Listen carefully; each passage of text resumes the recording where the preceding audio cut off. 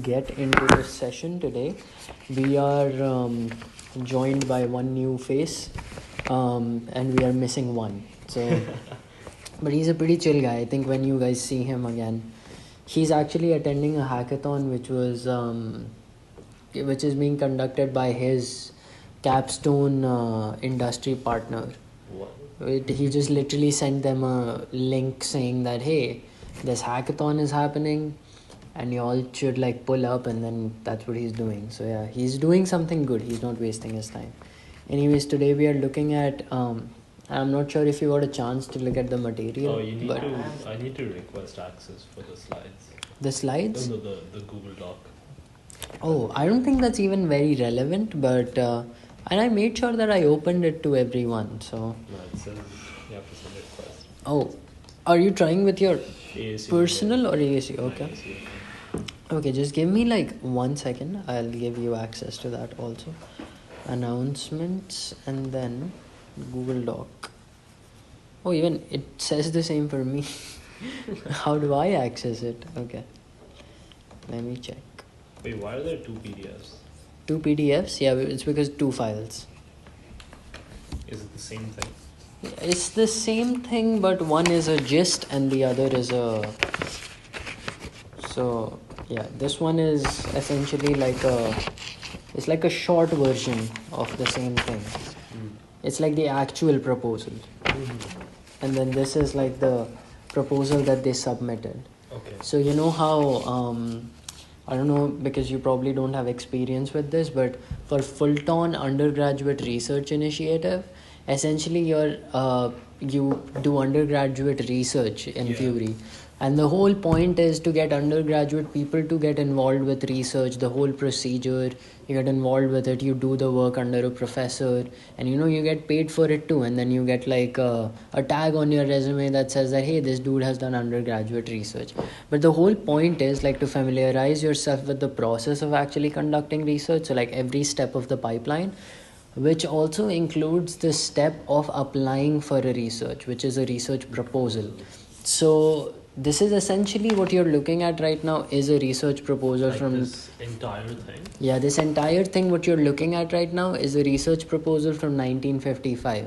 What is this research proposal about? It's literally about artificial intelligence. So the first time this term was ever coined, formally written, it was this time. And it's a proposal for the Dartmouth Summer Research Project on Artificial Intelligence. So what you're looking at here is the first time someone actually proposed a research to be conducted on this topic. What this is a much more like readable form, because this is old-timey nonsense. Yeah. This is like 13 pages of reiterating the same thing again and again. And this is essentially the same thing but in 3 pages, which is how Fury also expects you to put your like in proposals 3 pages in. or like Yeah, just 3 pages, okay. Including 3 pages.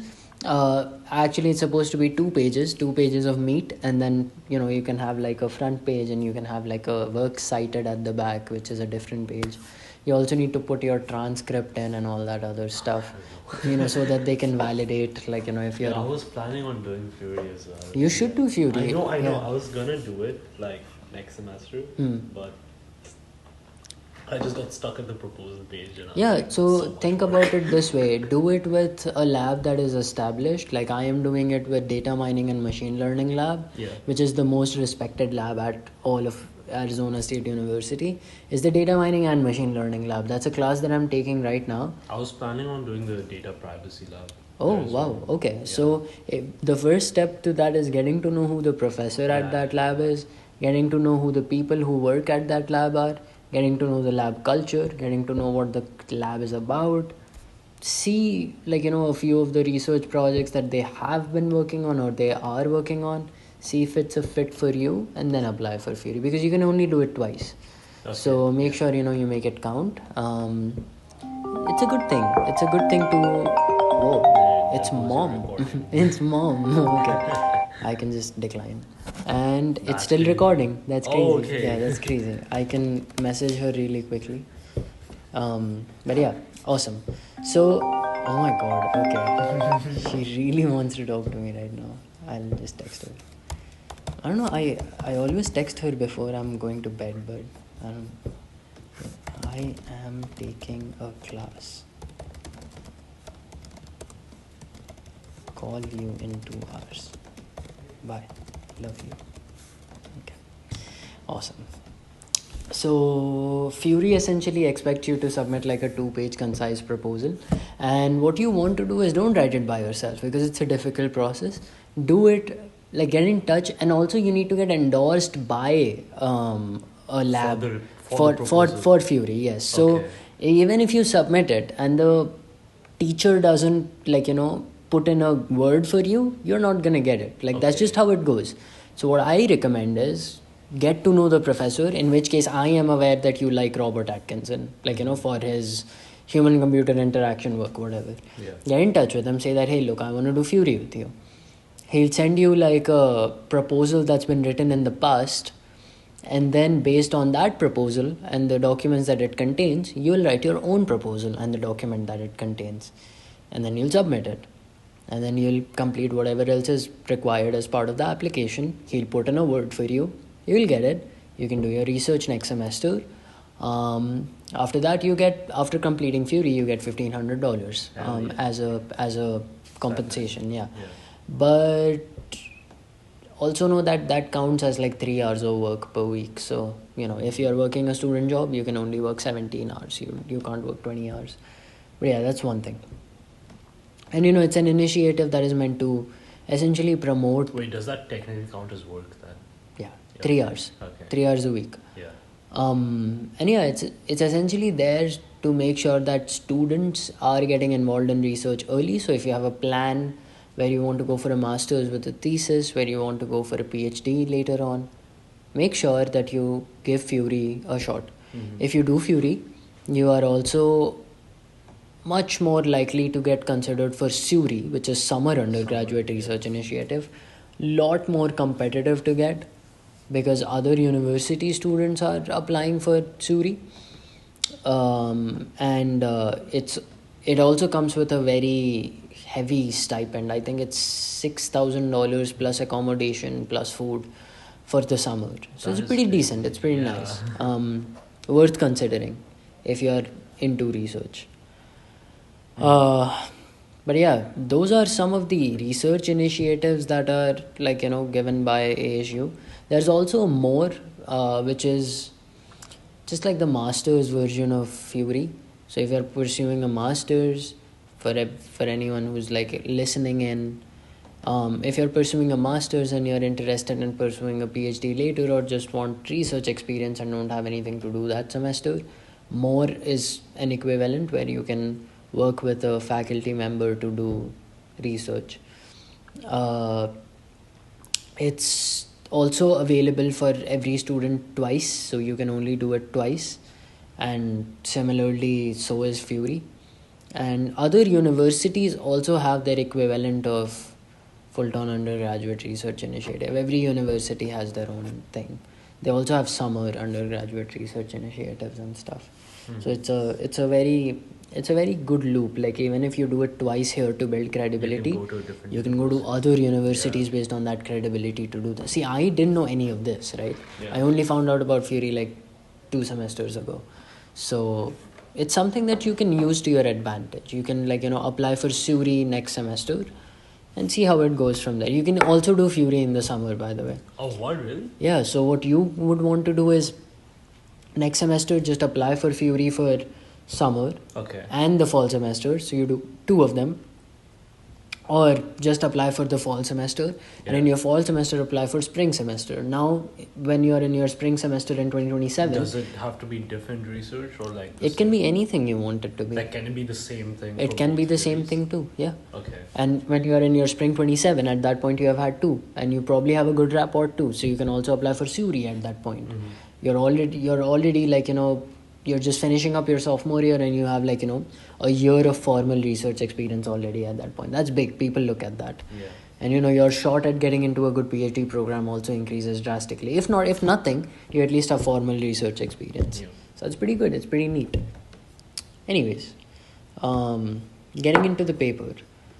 We are looking at a proposal for the Dartmouth Summer Research Project on Artificial Intelligence today. It was proposed by, 4 major drivers, which were John McCarthy, Marvin Minsky, Nathaniel Rochester, and Claude Shannon. Before I get into the paper though, I'll make sure that I share the access to the slides so that you all can look at it. Let me see. Slides, Shift M. Awesome. Share. Arizona State University. Commenter. Done. Okay, so the axis has been updated, and I think you should be able to look at it now. Awesome. So this is a proposal for the Dartmouth Summer Research Project on Artificial Intelligence. 4 main proposers for this, who were John McCarthy, who was from Dartmouth College. There's also M.L. Minsky, who is from Harvard University. There's Dr. Rochester, who is from the IBM Corporation. And then there's C.E. Shannon from Bell Telephone Laboratories. So, as I said earlier, this is one of the most foundational works on artificial intelligence. Nothing like this had been done before, and the only thing that we actually saw was, some work by Alan Turing. We looked at it in our previous academic reading circle session, where we went over the paper that talks about can machines think. So we have talked about that in detail before, but getting into it, what do we want from this? We want an understanding of what we are looking at. This is not a seminal paper. This isn't the ground truth about this is what AI is, this is what it does, this is none of that, because all of that is something that was built on the shoulders of these giants. That's what we say, right? Building on the shoulders of giants. This is a step in the right direction. What we are looking at right now is speculation by people and an urge to research in that domain. They don't know what it is. They just speculate that it could be this, it could be that. And what this is a request to study the field. What these people want is, they are literally asking the university to fund a summer research initiative is what we are looking at. So is this paper is this set of pages going to teach us what AI is? Definitely not. It's not going to tell us that, this is the most cutting edge convolutional neural network. This is the most cutting edge network system. This is the most cutting edge RAG and agentic AI. No, none of that, because all of that came after something like this was proposed. This is the beginning of proposing what these people wanted to study. These 4 people, John McCarthy, Marvin Minsky, Nathaniel Rochester, and Claude Shannon. These people were industry professionals at that time who essentially had some experience with computers. Some of them also had a little more experience with computers. But these were the people who were at the edge of compute at that time. These are the people who had anything to do with the cutting edge of computers, and they thought for an instance that, well, if a computer can do this, then why not make it do that? Maybe it is an intelligent system that can be used for something bigger than what we are looking at right now. As you'll see in the proposal, it's suggested that they want to look at a 2-month 10-men study of artificial intelligence to be carried out during the summer of 1956 at Dartmouth College in Hanover, New Hampshire. The study was to proceed on the basis of the conjecture that every aspect of learning or any other feature of intelligence can in principle be so precisely described that a machine can be made to simulate it. What does it mean? It means to say that anything that can be considered a feature of intelligence or a principle of intelligence can be precisely described as something that a machine can simulate. An attempt was to be made to find how to make a machine use language to form abstractions and concepts to solve kinds of problems now reserved for human beings and improve themselves. If a human can do it, then so can a machine. That's what a Turing machine also is supposed to do, that we discussed in great length last time. We think that a significant advance can be made in one or more of these problems if a carefully selected group of scientists work on it together for a summer. Mind you, they also didn't think that they would all be working on it together at the same time, because the proposal essentially says that it'll be 2 or 3 people visiting at one time. And if you go to page number 4, I think, that's the page that actually talks about the expenses that they were projecting for a study like this, which is so funny considering the amount of money that a lot of money actually that we burn through right now. I mean, sure, you convert it, it's going to come out to maybe $80,000-$90,000 in today's time, but consider the kind of compute that we are using, running and burning through today. The kind of OpenAI is about to go public next year, I think, in summer, and I think it'll be a spectacle to see what the stock does. It's a non-profit right now. It's going to still retain 40% of its functions as OpenAI Foundation, which is something that Elon Musk and Sam Altman started together. But then Elon Musk parted ways, and they ended up at where they are right now, with Sam Altman leading. Sam Altman also when he started this, people were laughing at him. They thought that it's never going to work, but well, here we are today. Anyways, you can see the expenses, which says that 6 salaries of $1,200. It essentially takes it to $7,200. There's 2 salaries of $700, which is for master's students, and that's $1,400. Then what are the 1,200 ones for doctorate PhDs? For PhDs, for people who are for actual research scientists. Okay. And there's 8 traveling and rent expenses. There's secretarial and organizational expense, more traveling expense, and some contingency costs. It all totals up to around $13,500, which inflation adjusted, fine, $80,000, but it's still nothing compared to what we blow on AI research today. It's a month's salary for a good researcher, $13,000 today, which is crazy. Anyways, a little background on the people who submitted this proposal. So C.E. Shannon was a mathematician at Bell Telephone Laboratory. She had developed the statistical theory of information, the application of propositional calculus to switching circuits, and has results on the efficient synthesis of switching circuits, the design of machines that learn cryptography, and the theory of Turing machines. He and John McCarthy are co-leading the Annals of Mathematics study on the theory of automata. Automata is also something that Turing talks a lot about. If you remember DFA, definite finite automaton, that we talked about last session. So they are essentially at the cutting edge of mathematics, and they are co-editing the piece, an Annals of Mathematics study on the theory of automata. So John McCarthy and C.E. Shannon are working on it together. Also, just to reiterate again, C.E. Shannon is a mathematician at Bell Telephone Laboratories. Who is M.L. Minsky? He's a Harvard Junior Fellow in Mathematics and Neurology. Minsky has built a machine for simulating learning by nerve nets, later will be known as neural nets, and has written a Princeton PhD thesis in mathematics, which was titled Neural Nets and the Brain Model Problem. It includes results in learning theory and theory of random neural networks.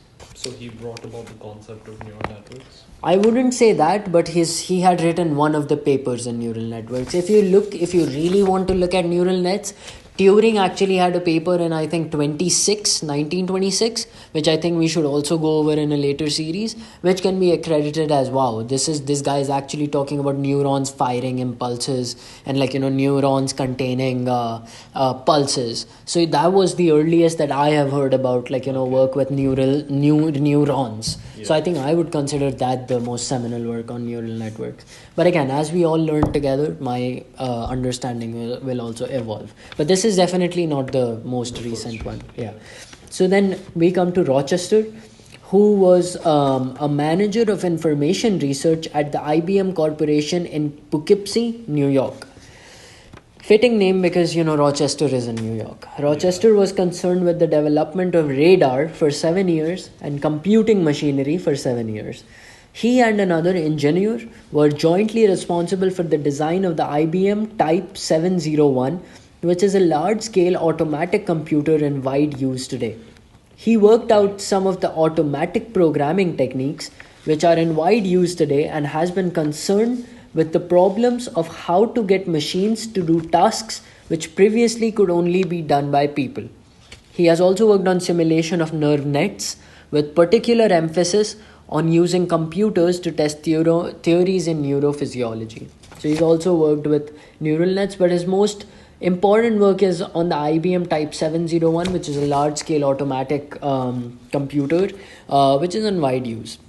Yeah. And he essentially has been concerned with, working on getting machines to do things which previously could only be done by human beings. And then last but not the least, we come to John McCarthy, who was an assistant professor of mathematics at Dartmouth College.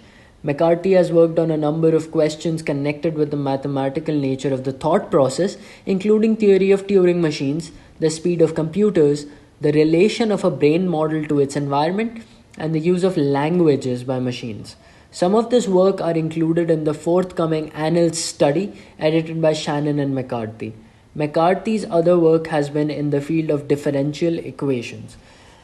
Now you must be wondering who is paying for all of this. So like it says in the proposal written by these people, you'll notice that the Rockefeller Foundation is being asked to provide financial support for the project on the following basis. And then we come to the bills of materials that we were talking about. Dartmouth? I mean, it is the University Dartmouth where this is happening, where it will be established, of course. Yeah, but the funders will probably be the Rockefeller Foundation. So that's what this is. Anyways, then we go on to look at proposal for this research by. So that was the initial overview, right? Like that was the proposal in general, which was accounts of the people involved. And there's another section that talks about what exactly this research aims to find. So we get to the topic where it says the following are some aspects of artificial intelligence problem. Let's start by the initial problem statement, which is we propose that a 2-month 10-man study of artificial intelligence be carried out during the summer of 1956 at Dartmouth College in Hanover, New Hampshire. The study is to proceed on the basis of the conjecture that every aspect of learning or any other feature of intelligence can in principle be so precisely described that a machine can be made to simulate it. An attempt will be made to find how to make machines use language, form abstractions and concepts, solve kinds of problems now reserved for humans and improve themselves. We think that a significant advance can be made in one or more of these problems if a carefully selected group of scientists work on this together for a summer. These are some of the aspects of the artificial intelligence problem that our researchers wanted to work on, which was automatic computers. One is automatic computers. There were also thoughts about how can a computer be programmed to use a language. There was also thought about neuron nets. How can a set of hypothetical neurons be arranged so as to form concepts? There's also, and this was largely like experimental work done by Utley Rashevsky and his group, Farley and Clark, Pitts and McCulloch, Minsky, Rochester and Holland and others. Partial results were obtained, but the problem needed more theoretical work at the time. They also wanted to look at theory of the size of a calculation. which means that if they were given a well-defined problem, one way of solving would be to try all possible answers. But this method is largely inefficient, and to exclude it, one must have some criterion for efficiency of calculation. So some consideration will show that to get a measure of the efficiency of a calculation, it is necessary to have on hand a method of measuring the complexity of calculating devices, which in turn can be done if one has a theory of complexity of functions. Some partial results on this problem have been obtained by Shannon and also by McCarthy. You see what this is? This is the big ON notation stuff. Time space computation. Exactly. And isn't that insane? Like that they are actually thinking about that? Okay. Self-improvement is another topic that they wanted to look into, which is probably a truly intelligent machine will be able to carry out activities which may be best described as self-improvement. This is back propagation, and this is machine learning by back propagation, forward propagation. It's looking at what it's doing and then improving itself. So this is a hint towards that. Some schemes for doing this have been proposed and are worth further study. It seems likely that this question can be studied abstractly as well. And then we come to another topic that they wanted to look at, which was abstractions, which was a number of types of abstractions can be distinctly defined and several others less distinctly. A direct attempt to classify these and to describe machine methods of forming abstractions from sensory and other data would seem worthwhile. And then one last thing is randomness and creativity, where they say that a fairly attractive and yet clearly incomplete conjecture is that the difference between creative thinking and unimaginative competent thinking lies in the injection of some randomness. The randomness must be guided by intuition to be efficient. In other words, the educated guess or the hunch include controlled randomness in otherwise orderly thinking. Cool. They proposed to organize the work of the group as follows, which was potential participants will be sent copies of this proposal and asked if they would like to work on artificial intelligence problem in the group, and if so, what they would like to work on. The invitations will be made by the organizing committee on the basis of its estimate of the individual's potential contribution to the work of the group. The members will circulate their previous work and their ideas for the problems to be attacked during months preceding the working period of the group. During the meeting, there will be regular research seminars, an opportunity for the members to work individually and in informal small groups. Like we mentioned, 2 people at a time, which they were proposing. And these people were C.E. Shannon, Emil Minsky, and Rochester and J. McCarthy. Okay.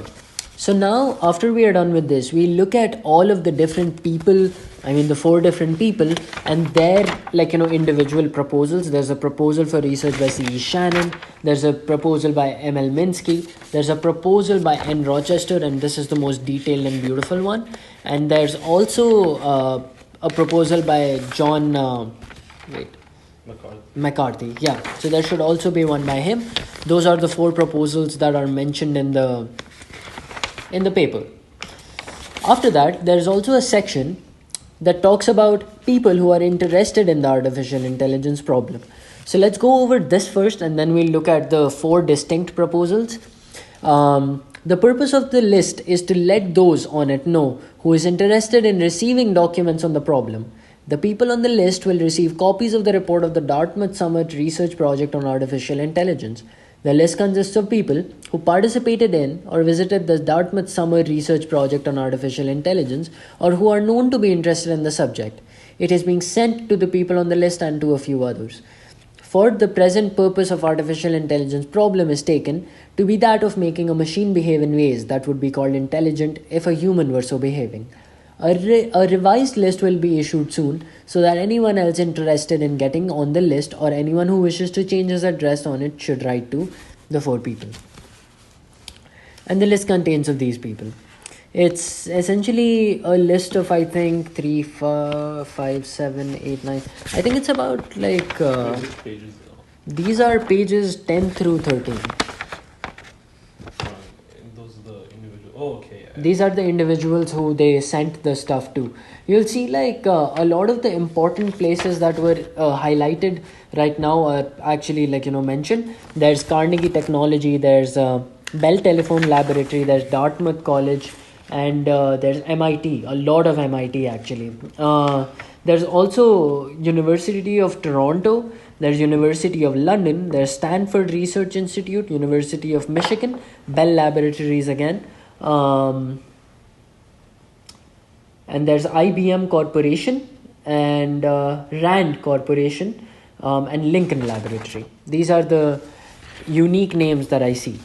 There's also some people from Arlington, Poughkeepsie, Harvard University, and also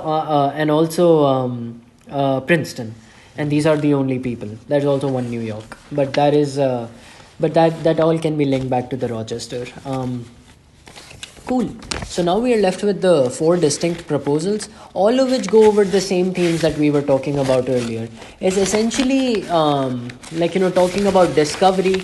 It's essentially talking about the 7 main themes that we are concerned with. Automatic computers, how can a computer be programmed to use a language, neuron nets, theory of the size of a calculation, self-improvement, abstractions, randomness and creativity, and essentially discovery, in the process of invention and the process of discovery. That is something that N. Rochester highlights. He also talks about machines with randomness. So these are 2 things that he was heavily focusing on.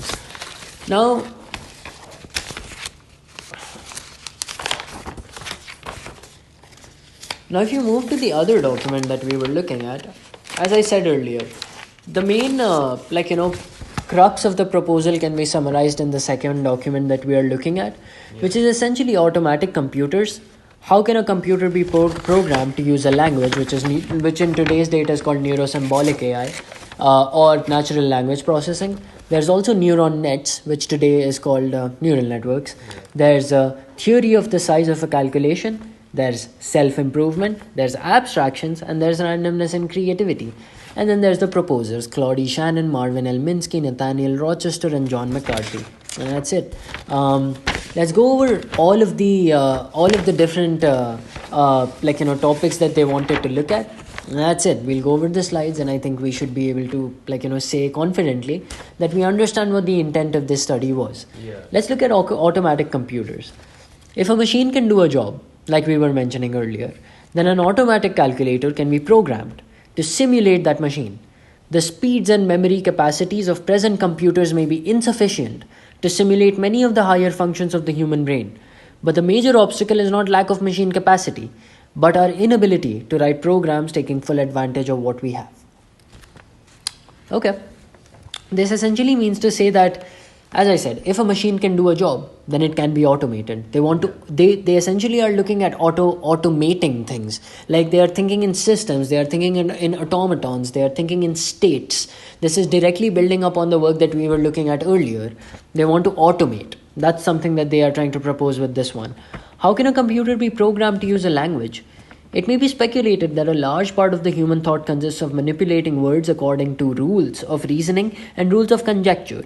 From this point of view, forming a generalization consists of admitting a new word and some rules whereby sentences containing it imply and are implied by others. This idea has never been precisely formulated, nor have examples been worked out. A novel field. They were essentially trying to look at natural language processing. They were actually looking at sentiment analysis, at neurosymbolic AI. Something completely novel that had never been done before, and that was understanding how can machines actually use language. There's also the notion of neuron nets that 2 of our proposers, which were Marvin Minsky and John McCarthy, were looking at. Marvin Minsky and Nathaniel Rochester were looking at, which was neuron nets. How can a set of hypothetical neurons be arranged so as to form concepts? Considerable theoretical and experimental work has been done on this problem by Utley, Reshevsky, and his group, Farley and Clark, Pitts and McCullough, Minsky, Rochester, and Holland, and others. Partial results have been obtained, but the problem needs more theoretical work, which is, the foundation and groundwork for neuron networks. Yeah. Theory of size of a calculation. Like we mentioned before, this has to do with time complexity, space complexity. This is the first time we are actually seeing something like this happen. And imagine that they are able to abstract this, right? Like they're thinking about, wow, like what is something that makes a program inefficient, right? Like thinking about that, like as a novel idea, like I would... coding languages even exist, right? Like they were essentially working on punch cards at that time, which was, like we were mentioning earlier in the previous paper that we did, essentially instructions. Programming languages were like, essentially instructions, which were line 1, line 2, line 3, line 4. It reads these instructions and it does something like binary addition. Like, that's what instruction 1 is. Like add these two numbers, which is a binary addition. Do we have like the actual research that came from this proposal? We probably do, and we can also look into that, like, in another ARC session. Like, essentially programming languages at that point were instruction 1, instruction 2, instruction 3, instruction 4. You follow them in a sequence, but then instruction 4 says jump to instruction 7. So that is a for loop, if loop. Like, that's how you would think about it. So jumps to instruction 7, and then 7, 8, 9, and then line 8 says jump back. So it jumps back to where it came from, right? So that is what a programming language essentially is at that time, right? And, they are trying to work on, like, seeing if, hey, can this be made more efficient? How is this inefficient? Like, that is novel work right there. That is the first time someone is actually thinking about like making a program efficient. Anyways, self-improvement. Probably a truly intelligent machine will carry out activities which may best be described as self-improvement. Some schemes for doing this have been proposed and are worth further study. It seems likely that this question can be studied abstractly as well. And see, self-improvement, essentially back propagation, forward propagation. Seeing its own like output and seeing how it can make itself better, right? That is self-improvement right there. That is reinforcement learning, on another level. Abstractions. A number of types of abstraction can be distinctly defined and several others less distinctly. Direct attempt to classify these and to describe machine methods of forming abstractions from sensory and other data would seem worthwhile. I think of abstraction more like you look at a problem and then you're like, hey, I can look at this problem in a mathematical way, or I can also think of it like in an abstract manner. Like how do you take yourself out of the dimension that it actually is in, and then you take a step back, and then what is abstraction? Like you say that, like, an animal like is eating food. Like what do you think of that? Like you say that, well, I know that when do human beings like to eat food? When they are probably hungry, right? Like, and why are they hungry? Because they were doing all this energy consuming work. So what does that mean? That animal probably did some meaningful work or just wasted its energy. Now it feels like it needs to replenish it, and that's why it hunts and then it eats and it does all of that. That is abstraction. That is abstraction of a problem, because you're thinking of it from a meta level, right? So that's what they are proposing. Like they want to look at machines in a more abstract way. Like they want to solve problems and think of them in more abstract manner. So that's something that novel that they are trying to do with computers here. There's also randomness and creativity. Fairly attractive and yet clearly incomplete conjecture is that the difference between creative thinking and unimaginative competent thinking lies in the injection of some randomness. The randomness must be guided by intuition to be efficient. In other words, the educated guess or hunch include controlled randomness in otherwise orderly thinking. It's crazy to think about how they're like trying to say that machines would be able to think, right? Exactly. And that brings us to the end of actual written subject here.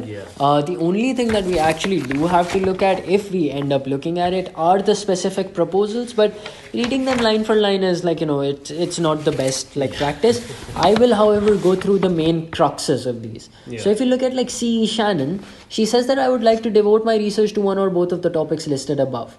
While I hope to do so, it is possible that because of the personal considerations I might not be able to attend for the entire 2 months, nevertheless intend to be there for whatever time is possible.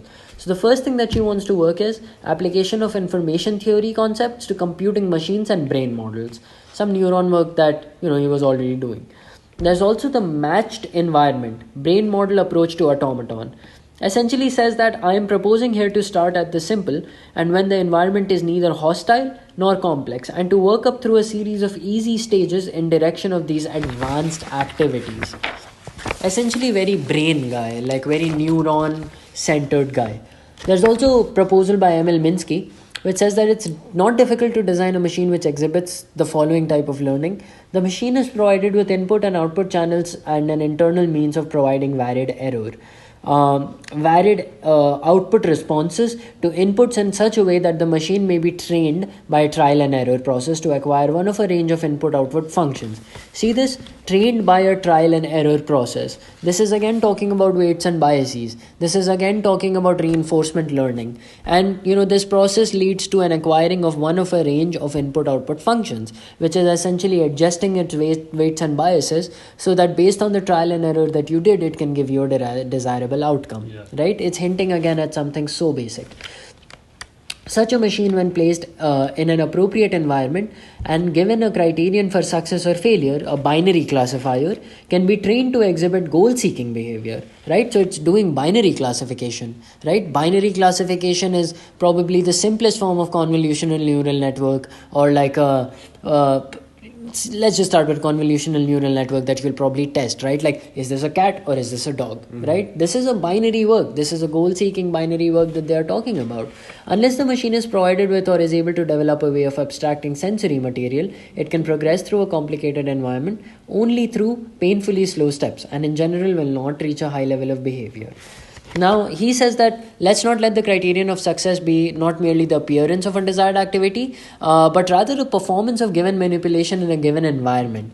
So what this essentially does is, the progress can be reasonably fast if the machine is equally capable of assembling an ensemble of motor abstractions relating its output activity to changes in the environment. Now, this is something that I agree with. He's saying that it's an ensembling of a lot of motor actions. So I feel like artificial general intelligence will essentially be an ensembling of thousands of specialized artificial intelligences. So it won't be one AI made out of AI. Yeah, so it won't be one general intelligence by itself. It'll be an general intelligence by an ensemblement of a lot of different intelligences. Think of your brain, for instance.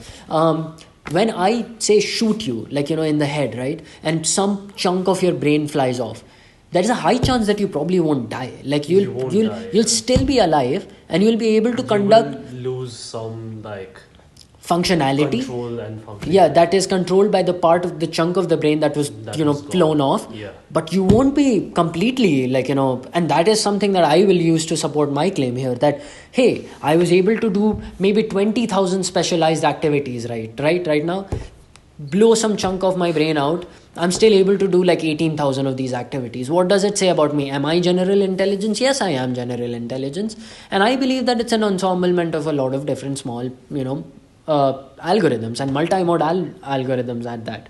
Some very specific to do just one or two tasks, some doing varied level of tasks, right? I have to do more. Picturing you're talking to a project manager AI, right? He's just controlling this team of AIs. Yeah. Basically. Yeah. Isn't that what I think macro hard by no that's what Elon Musk calls his new company, which is essentially a direct competitor to Microsoft. He has a new company? Yeah, macro something, he just released that company, and I think that's what I heard, and essentially it's supposed to be an ensemblement of AI agents. So the whole company is AI. So that's what it is. Project manager AI, employs AI, working 24/7. That's crazy. Yeah. Okay. Anyways, so he says that the criterion of success not be merely a appearance of a desired activity pattern, but essentially in certain ways the motor simulation situation appears to be of a dual of the sensory, an ensemble of motor abstractions relating its output activity to changes in the environment. Such motor abstractions can be valuable only if they relate to changes in the environment, which can be detected by the machine as changes in the sensory situation, i.e. if they are related through the structure of the environment to the sensory abstractions that the machine is using. Awesome. He says, gives evidence that he has been studying this system for some time, and he also feels that if it can be designed in which the sensory and motor abstractions are such that when they are formed, they can be made to satisfy certain relations. A high order of behavior may result. So he's proposing that intelligence might arise out of that. These relations involve pairing motor abstractions with sensory abstractions in a way as to produce new sensory situations representing the changes in the environment that might be expected if the corresponding motor act actually took place.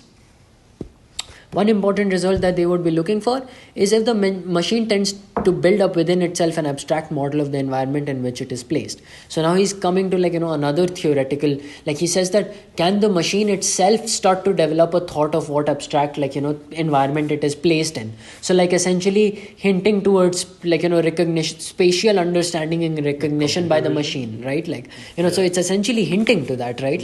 A computer understanding where it is. What its surroundings are. Insane. Anyways, if we were given a problem, it could first explore solutions within the internal abstract model of the environment and then attempt external experiments. Because this preliminary internal study, these external experiments would appear to be rather clever and the behavior would have to be regarded as rather imaginative. Very tentative proposal of this, how this might be done, is described in my dissertation, and I intend to do further work in this direction. Hope that by summer 1956, I'll have a model of such a machine fairly close to the stage of programming in a computer. Very visionary. Yeah. There's also the work by N. Rochester, which was essentially originality in machine performance. He says that he wants to work on an automatic calculator, and it may arise and confront the machine. A set of rules to cover each contingency which may arise and confront the machine. He expects that one expects the machine to follow this set of rules slavishly and to exhibit no originality or common sense. Furthermore, one is annoyed only at himself when the machine gets confused because the rules he provided for the machine are slightly contradictory. Finally, in writing programs for machines, one sometimes must go at problems in a very laborious manner, whereas if the machine had just a little intuition or could make reasonable guesses, the solution of the problem could be quite direct. This paper describes a conjecture as to how to make a machine behave in somewhat more sophisticated manner in the general area suggested above. The paper discusses a problem on which I have been working sporadically for about 5 years and which I wish to pursue further in the artificial intelligence project next summer. Says that he has been working on some work giving context to the artificial intelligence. So now we are coming to the context part, and says that if it just had a little more context about what it was doing, it would be able to give you better answers. See how seminal this paper is even before we have gotten to the actual outcome of this research. It's just the proposal that we are looking at, and it already has hints towards everything that we are doing and more right now. The process of invention of discovery is something that he talks about a lot. He says that the environment provides data from which certain abstractions are formed. The abstractions, together with certain internal habits or drives, provide a definition of a problem in terms of desired condition to be achieved in the future or a goal. A suggested action to solve the problem, stimulation to arouse in the brain the engine which corresponds to this situation. He says that it's also done as follows, that then the engine operates to predict what this environmental situation and the proposed reaction will lead to, and finally, if the prediction corresponds to the goal of the individual, proceeds to act as indicated. Awesome. He says that the prediction will correspond to the goal if the living environment of his culture has provided the individual with the solution to the problem. He also says that for a more complex situation, the rules might be more complicated. The rules might call for testing each of a set of possible actions to determine which provided the solution. A more complex set of rules might provide for uncertainty about the environment. As for example, in playing tic-tac-toe, one must not consider this next move but the various possible moves of the environment, right? He says that consider a problem for which no individual culture has a solution and which has resisted efforts at solution. It might be a typical current unsolved scientific problem. The individual might try to solve it and find that every reasonable action just led to failure. In other words, the stored program contains rules for the solution of this problem, but the rules are slightly wrong. In order to solve this problem, the individual will have to do something which is unreasonable or unexpected as judged by the heritage of wisdom accumulated by the culture. He could get such behavior by trying different things at random, but such an approach would usually be too inefficient. Just randomly trying to do things hoping that you get an answer. There are usually too many possible courses of action, of which only a tiny fraction are acceptable. Individual needs a hunch, something unexpected but not altogether reasonable. Some problems, often those which are fairly new and have not resisted much effort, need just a little randomness. Others often those which have long resisted solution need a really bizarre deviation from traditional methods. He then talks about Craig's work. He talks about his model. He also talks about the Monte Carlo method, which is essentially the nearest practical approach using this method in machine solution of problems, and is an extension of essentially the Monte Carlo method. He says that the usual problem which is appropriate for Monte Carlo, there is a situation where which is grossly misunderstood and which has too many possible factors, and one is unable to decide which factors to ignore in working out an analytical solution.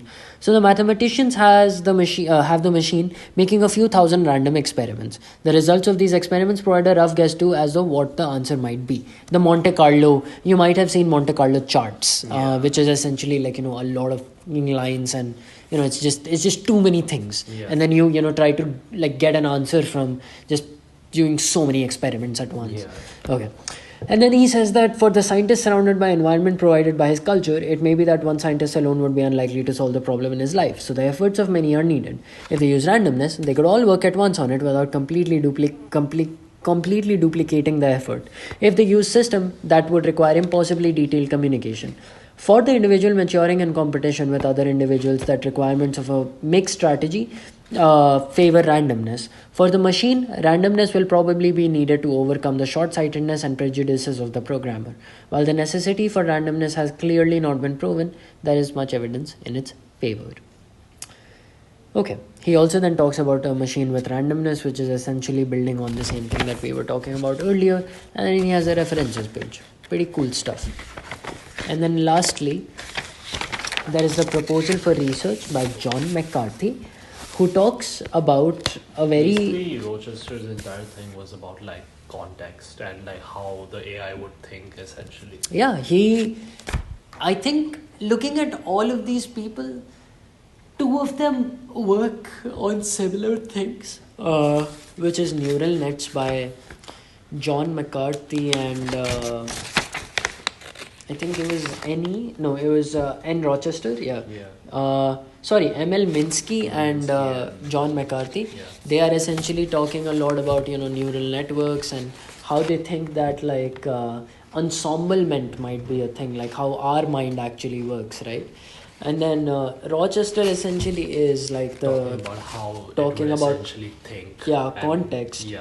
And Shannon is also talking about reinforcement learning and self-improvement. So Shannon was talking about how it would learn, and Rochester was talking about how it would think. It would think, essentially you can say that. Lastly, we come to John McCarthy, who says that during the next year and during the summer research project on AI, I propose to study the relation of language to intelligence. So he's talking about NLP, and he's talking about neurosymbolic, and he's talking about language, essentially. Language to intelligence. It seems clear that the direct application of trial and error methods to the relation between sensory data, motor activity will not lead to any very complicated behavior. Rather, it is necessary for the trial and error methods to be applied at a higher level of abstraction. The human mind apparently uses language as its mean of handling complicated phenomena. The trial and error processes at a higher level frequently take the form of formulating conjectures, testing them.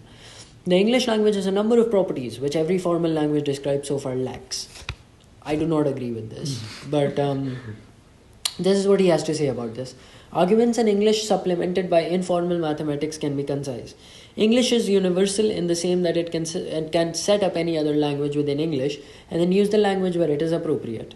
The user of English can refer to himself in it and formulate statements regarding his progress in solving a problem he is working on. In addition to rules of proof, English is completely formulated would have rules of conjecture, which is completely false because there are things that just are accepted and they are not really hard-coded truths.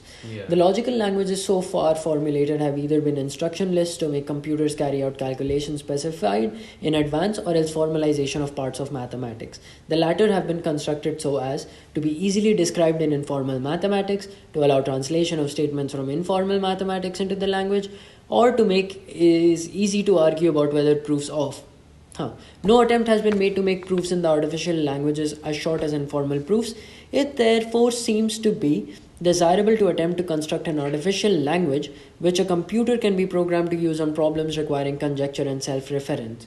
It should correspond to English in the sense that short English statements about the given subject matter should have short correspondence in the language, and so should short arguments or conjectural arguments. I hope to try formulate a language having these properties, and in addition to contain the notions of physical object, event, etc., with the hope that using this language it will be possible to program a machine to learn, play games well, and do other tasks. He's talking about making a programming language. Yeah, he's also talking about how English seems to be a very well formatted language, and it should be used as the gold standard of actually using for artificial intelligence. Okay, cool. Why aren't we why were we essentially talking about this? We were discussing the early AI paper. We were reflecting on the relevance today, of these seminal topics that we just went over: natural language processing, learning by itself, randomness, the use and prevalence of the six topics that we went over, and essentially talking about the process of invention and discovery, talking about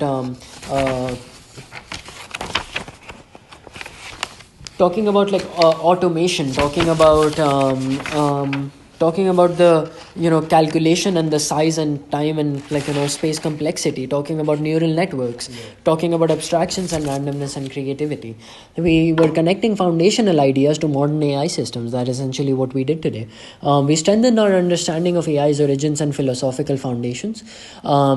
The Dartmouth proposal, like I mentioned earlier, was proposed by 4 people: John McCarthy, Marvin Minsky, Nathaniel Rochester, and Claude Shannon. It was instituted at the Dartmouth College, but that's why it's called the Dartmouth Summer Research Initiative on Artificial Intelligence. And the historical significance for this term essentially is that this is the first formal use of the term artificial intelligence, literally on paper now.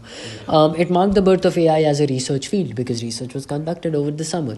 The core idea is that every aspect of learning or any other feature of intelligence can in principle be so precisely be described that a machine can be made to simulate it, right? If it's intelligent, if it can be done by a computer, it can be simulated by a machine. And that's the main crux of this. That's what artificially intelligent here is supposed to mean.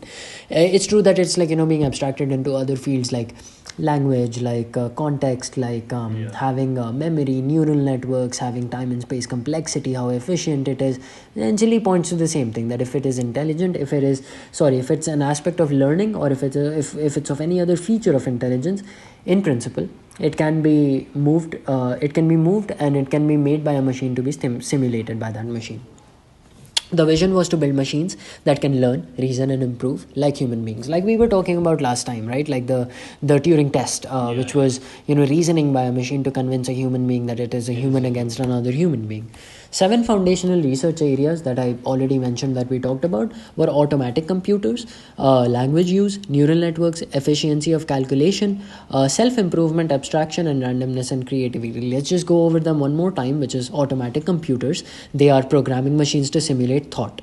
Language use, teaching computers to use and manipulate language. Neural networks, modeling concept formation through interconnected neurons. Efficiency of calculation, measuring and optimizing computational complexity. Self-improvement, machines that can refine their own performance. Abstraction, learning from sensory data and forming general concepts. Randomness and creativity, controlled randomness to inspire creative problem solving. The visionaries behind the project, again, Claude Shannon, who was an information theory and learning machine specialist, Marvin Minsky, who was a neural nets and machine learning specialist, Nathaniel Rochester, who was an IBM engineer focusing on machine originality, and John McCarthy, who was a mathematical logic person, formal languages, and machine reasoning person. Key takeaways from this seminal work that we just read. Early AI aimed to mimic human thought using logic, language, and computation. The vision of self-improving and language using machines remains central today. Many modern ideas like deep learning, reinforcement learning, cognitive models trace back to just these foundations. Just mentioned all of these.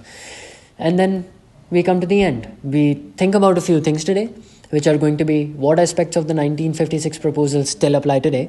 We are going to think about which ideas were ahead of their time and which fell short. How do neural networks today relate to Minsky's early work? And can creativity and randomness be meaningfully programmed? I would like for all of us to just take 2 minutes to absorb everything that we just went over. Think about like, the weight, like, I don't think it's even apparent, like, the weight that, this, like, thing has, because we are taking it for granted right now. We have all of this at our fingertips, but genuinely, this is the beginning of, like, even thinking, like, thought engineering. This is thinking of this thing and proposing that, hey, let us study about this, right? Like, give us money, we want to conduct a research where we talk about this stuff, and they get started with it. So I'll suggest that we just take 2 more minutes, think about what we want, look at the prompt questions, and then have a meaningful discussion. And we can call it, like, and end at that.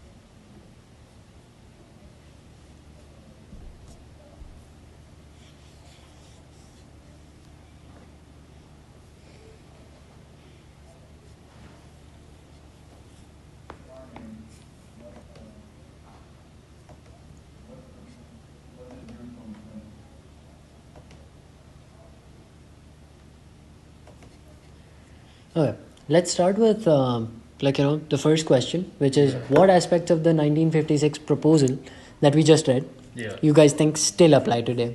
Do you have anything you would like to contribute? Do you have anything that you would like to talk about? I mean, mostly, like, all of it does still apply, but some of it, might not be directly related to AI itself as a whole, because they were just, like, solved using just normal programming languages. For example, like tic-tac-toe example, I mean, you don't necessarily need AI for that. Like, if you just had, like, some sort of, like, high order, like, coding skill, you could make it without AI.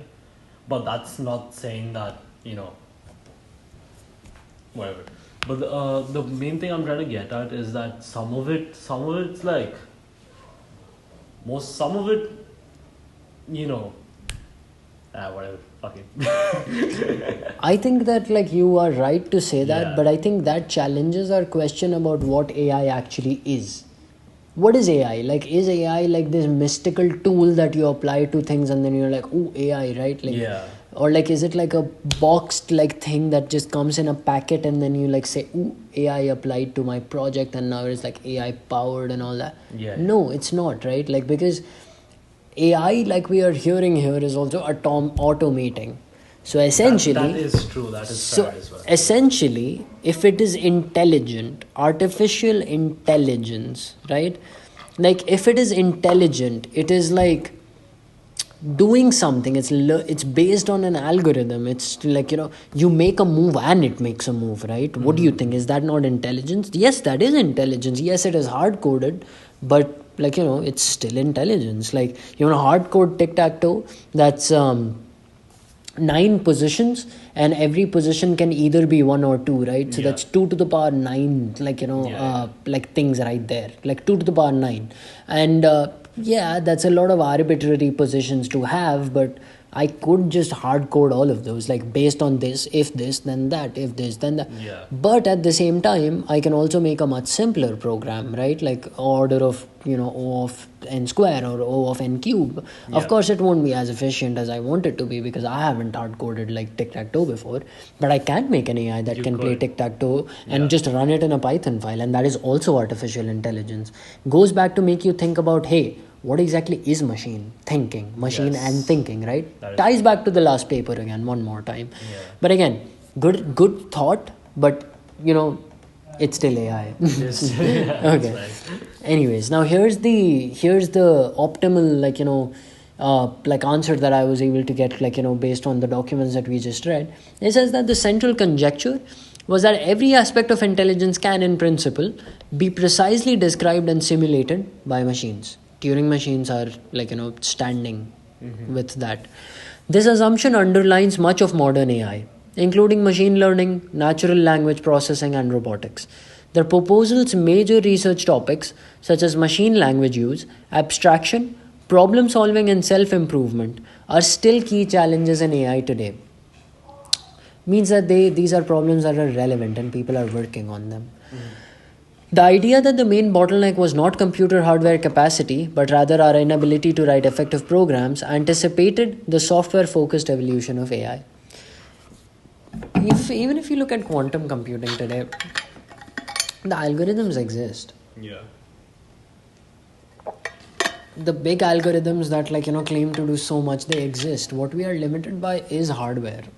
We just don't have quantum capable hardware. That's why the Majorana million particle chip was such a big deal by Microsoft, because it's first step in the direction of making hardware. Have you seen the quantum computers by IBM? There's I think 21 of them, I think, or 18 of them, I think.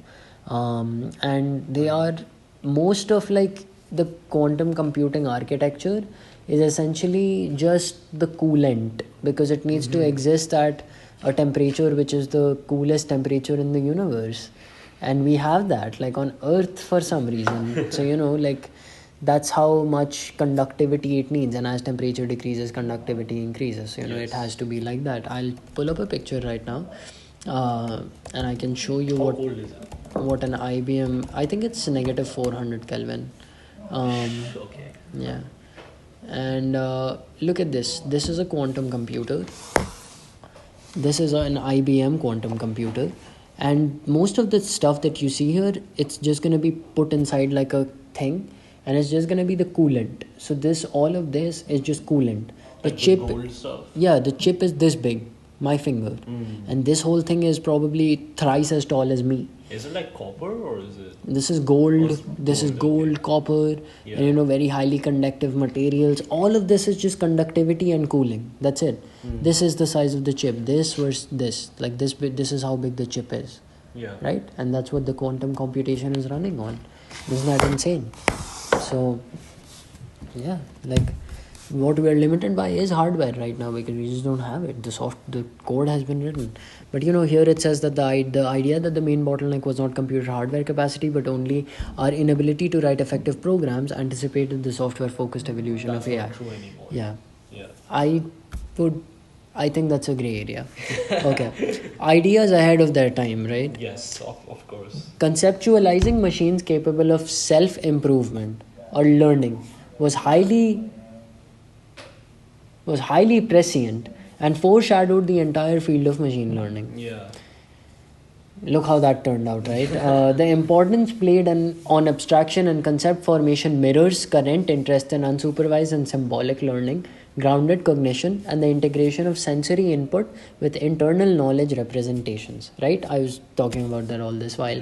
Abstraction, concept formation, unsupervised and symbolic learning. The proposal's discussion of guided randomness and educated guessing predicted contemporary techniques such as stochastic search, exploration and reinforcement learning, and generative AI models. Guided randomness and educated guessing predicted. So educated guessing, what is the probability that the next word should be this? That is the whole point of a GPT, of a transformer, of a pre-transformer. Minsky's vision for internal environmental models, machines simulating outcomes internally before acting, prefigures model-based reinforcement learning and planning used in today's advanced AI agents. It's thinking before it's thinking, and then it's outputting, right? That's also what RAG essentially does. It gets a ground truth, it compares next to it what it thinks, conflicts questions, and then gives an output. That's what deep thinking also does, right? It keeps conflicting. When it says think something else, and then it does that, and then does that, and then it gives you a final answer, right? That's what this is. Some ideas that fell short.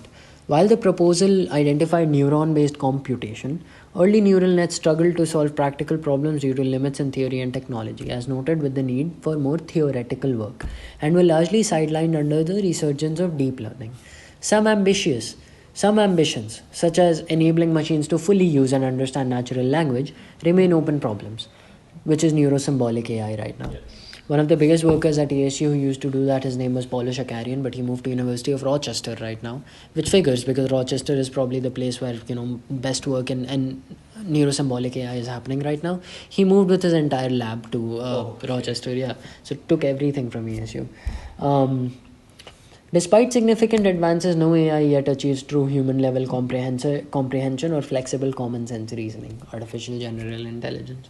Attempts to formalize all kinds of abstraction and generalization mechanistically have proven deeply challenging, and such formalisms remain incomplete. Coming to the last few points, which is relationship between modern neural networks and Minsky's early work. Minsky was the person who was working on the neural nets. Minsky's dissertation focused on neural nets and learning, specifically exploring how hypothetical neurons could be organized to form concepts and models of the environment. Model neural nets, including deep learning architectures, accomplish similar goals at much greater scale and sophistication, but rely on massively increased data and computational power. Today's neural nets underpin breakthroughs in pattern recognition, natural language, and autonomous systems, domains explicitly foreseen in the original proposal. However, current implementations use radically different architectures and algorithms compared to the simple random nets and threshold logic initially envisioned by Minsky, and also they are not explainable because convolutional neural networks and neural networks in general are they do things that we can't explain, and they learn from traits that we can't explain either. If you change all the background images to background color of all the images in the data set to green, and some other output will start coming out because it learns from abstract details. You give it images of lungs, and you try to teach it on a labeled data set saying that this is pneumonia and this is not pneumonia. It's probably not even looking at the thing inside the lung. It's probably looking at some external features. So if there are dogs and half of them and they are labeled as pneumonated, then it'll probably associate every x-ray image that has a picture of a dog or features of a dog exhibiting is a pneumonia picture. That's how it learns. It doesn't give you the reasoning for it. You have to put mask, you have to experiment, and that's how you figure out.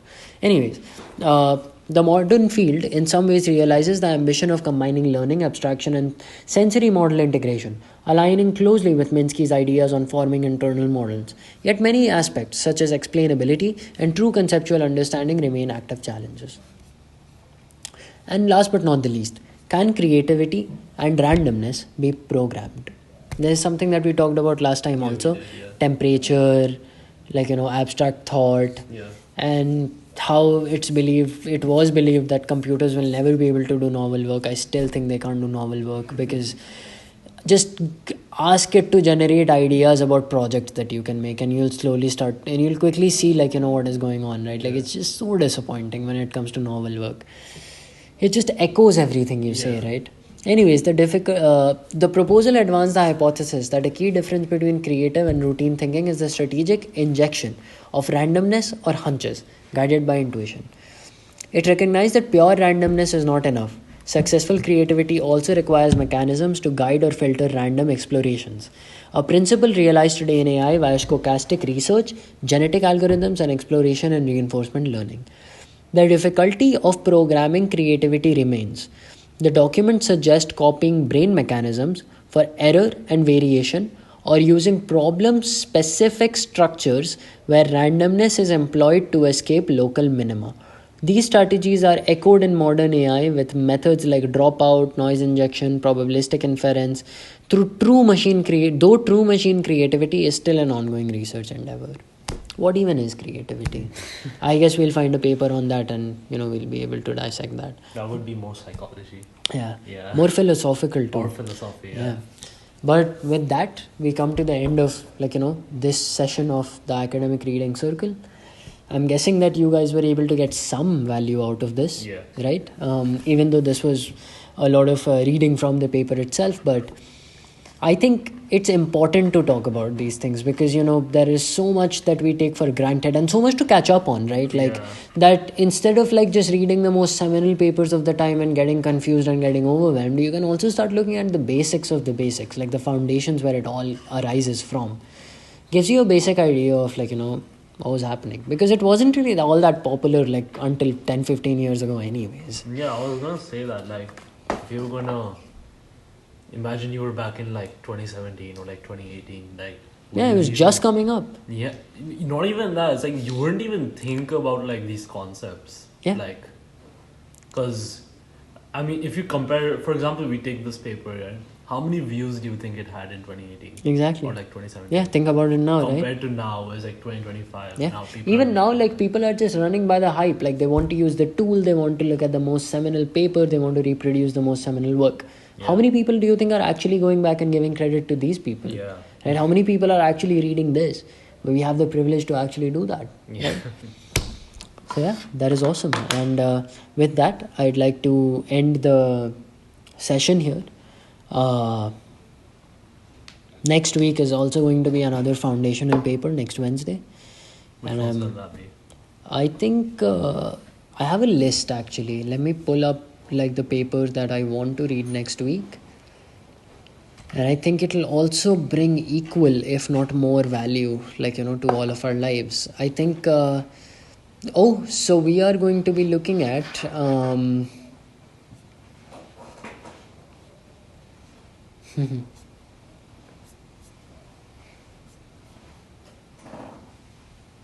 Yeah.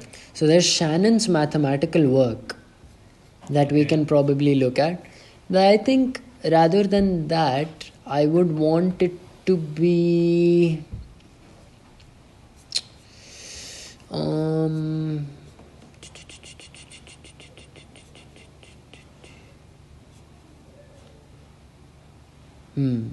one second.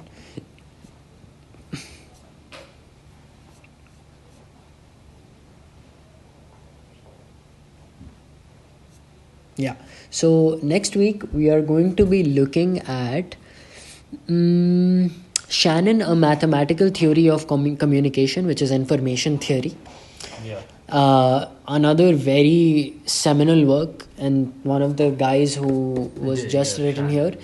It's a deeper look into information theory essentially, and seminal work in that.